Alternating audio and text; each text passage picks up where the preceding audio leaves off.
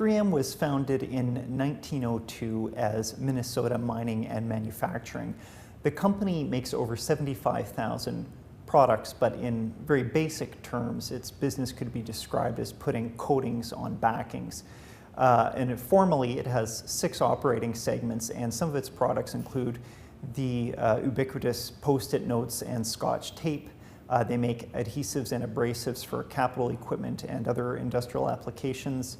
They make materials for medical and dental supplies, as well as optical film, which is used in LCD screens.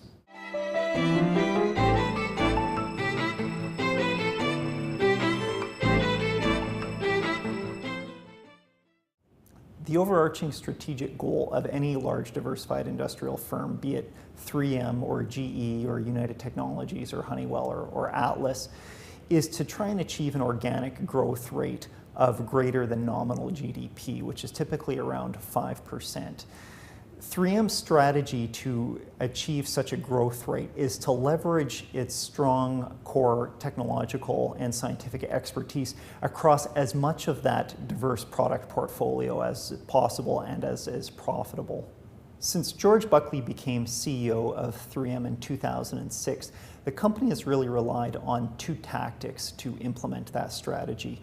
First and foremost, there's been a pretty material step up in research and development spending from 5.5% to 6.5% of sales. 3M's products, frankly, might seem a bit banal, but they actually spend about $1.5 billion per annum on research and development. The second tactic the company has relied on has been to move production out closer to its fastest growing customer base, which is in emerging market and Asian economies.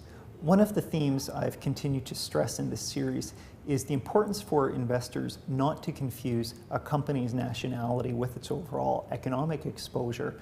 3M is very much thought of as being a quintessential blue chip American stock, a Dow Jones constituent, and all that good stuff. But the reality is today the company only derives 36% of its revenues from its American customers. It enjoys a full 27% of revenues from Europe and the Middle East, a further 27% from Asia, and the residual 10% is from Canada and Latin America. The company's strongest growth markets are, as you might expect, the 4 quote-unquote BRIC companies of Brazil, Russia, India, and China, and the company has also enjoyed strong growth in other Eastern European markets, Poland in particular. At current prices, 3M stock has much to recommend it.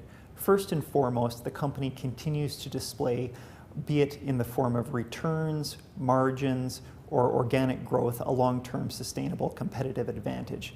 The company is also extremely financially robust. It has a AA credit rating, and that is a particularly good asset in a difficult credit and economic climate such as the one we have, because it can capitalize on its financial strength to go and buy out weaker competitors or weaker competitors' assets if the opportunity should present itself.